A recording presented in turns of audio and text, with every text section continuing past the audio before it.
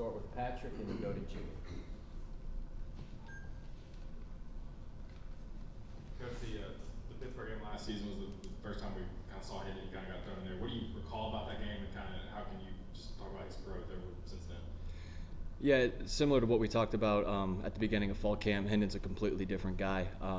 His confidence, his fundamentals, his development since that point, he's a completely different quarterback from mental side, physical side, the entire aspect of playing the position, and that's why you've seen the success and the growth, kind of using that game as a jumping off point from last year.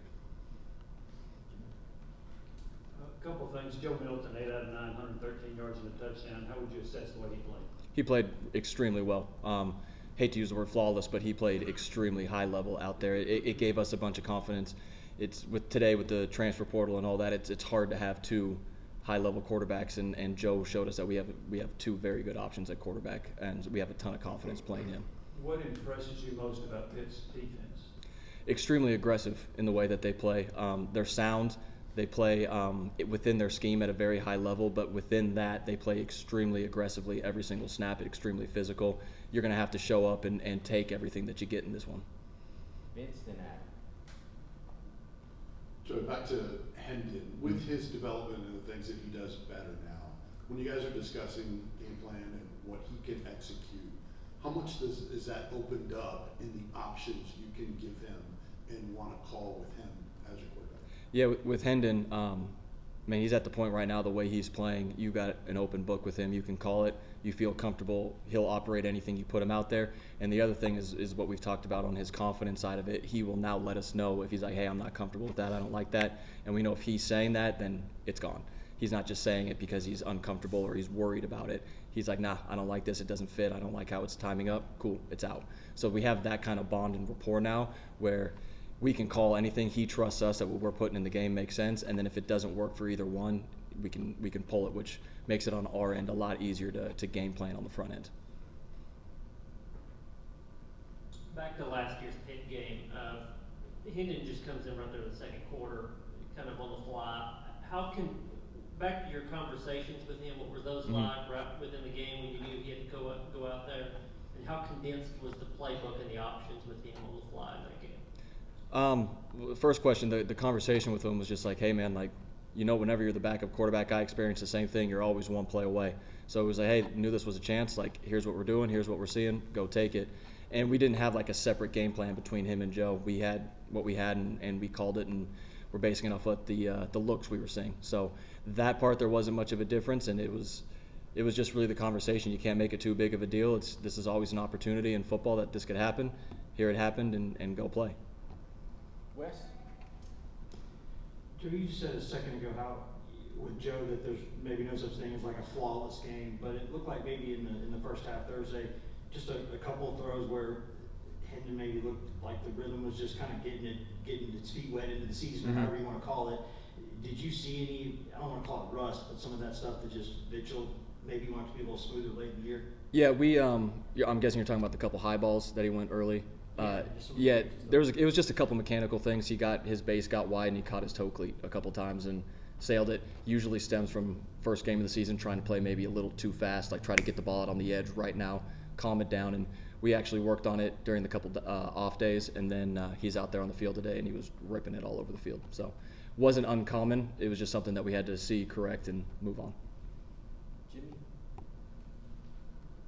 You talked about how aggressive it is. I wonder how important you think the run game is to go against the defense if it is that aggressive and physical. Yeah, the way they're designed is they're designed to stop the run. That's what they pride themselves on. With everything you do running the ball against them, they try to make it tough sledding. You can't turn it into an air raid game and just drop back and throw it 50 times. But they're going to put everybody in the box. They're going to try to stuff the run game and force you to do it. So we have to have a good scheme, and then really just you got to move bodies up front. It is what it is. It's still what this game comes down to is blocking and tackling. If we do that at a high level, we should be successful. Mike? Yeah, Joe, you backed up a pretty darn good quarterback in college. He was all right, give you the ability to maybe relate to Joe on a different level? How have you seen him take on a mindset, and how have you been able to help him with that? It is. It's a tough spot to be in because you have to prepare as the starter with a quarter of the reps that the starter's getting as it should be. He's the one that's taking the field. He's got to get the most. he's done a really good job of making sure that he is mentally focused every single time we take the field, and he goes through his calls. He makes every call even when he's not in the game. So he's really embraced that, okay, I understand, because it happened to him on the other way, of how quickly this can switch.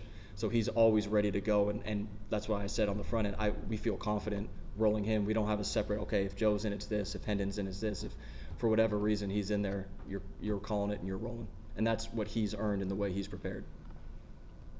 Vince? Joey, I know they didn't have the biggest sample size, but can you hit on the other quarterbacks that got a chance to play? Tayven, Gaston, and Navy. Yeah, with the young guy Tayven going in there, the main thing is it's tough going in there in that situation.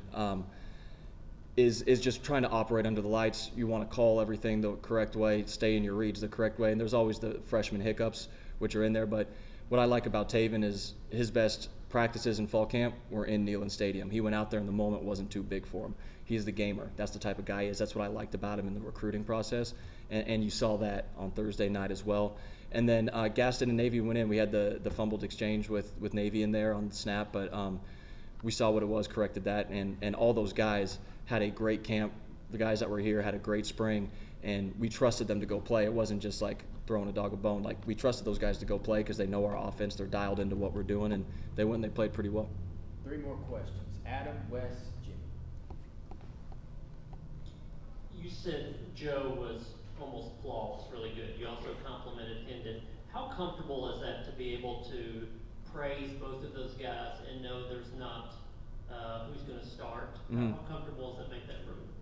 Yeah, it's extremely comfortable in there. Joe and Hendon are really good friends, like legitimately off the field, extremely close friends. So they're happy for each other when they're doing well. You don't have Joe in there saying like, oh man, I would have made that throw. You don't have Hendon in there when Joe does something well saying like, oh man, I hope they don't. There's none of that. Hendon's our starting quarterback. He's our guy right now. Joe is extremely happy for all the success that he has, and whenever Joe's in the game, Hendon's extremely happy for all the success that Joe has. And that is a culture that Coach Hype has tried to cultivate from the day we got there in the entire locker room, and it's absolutely permeated down into the quarterback room as well. Joey, it looked like, at least most of the time, Ball State in that game was kind of content to sit back a little bit, sort of make y'all, not give y'all those 3-4 play scoring drives that you had so many times last year. Is that a good thing sometimes for your quarterbacks to have to kind of go face that and, maybe not push it too much, and maybe, because sometimes you got to be more patient and kind of work your way down the field? Yeah, I think it's a good, like, whenever people are playing the drop 8 stuff, it's a good lesson in having to shop windows, to work bodies. There's just bodies everywhere. You got to feel space. That's what we're all based on, is feeling space anyway. So it's a good thing for him to see that early in the year, because someone else is going to try it at some point. Don't know who it's going to be, but it's going to show up again. With that said, like, we're still going to attack. We're still going to dictate the way the game's played on our side of the ball, regardless of the style of defense. So they were playing soft. It's like, cool, we're not going to do anything that's foolish and just try to launch it down the middle of the field. But they were giving us the short stuff, and we were taking that thing all night. So whenever they're giving it to you, you just keep taking it and you move on down the road, and eventually you get somebody in a one-on-one situation, like what happened in the fourth quarter, and we hit Jimmy on the dig rolling in there, and he goes and gets off the field. So you still have all the same opportunities. It's just him understanding the type of game it's going to be, and you can't get bored with routine success. You got to keep taking what's there and keep pushing it aggressively down the field. Finish with Jimmy. Joe, you mentioned that last year when Milton went out with an injury, Hooker took over, that you had the same game plan for him. Does that still hold true? Do you have the same plan for him, or do you tweak it a little bit to try to take advantage of maybe their different skill set? Not really. I mean, we're rolling out there with what we got. We were really confident in the plan, and it stems back from the first question about what do you have in with him. Like, we're wide open with him, and we feel like Joe can operate in the same way. So we're not having to say, like, well, this guy can do this, but he can't do that. So if he's in, we can't call this. But if this guy's in, we can call this. There's none of that going on. We're calling it and we're playing it because we have confidence in both those guys to take over. Thank you. Thank you. Thanks.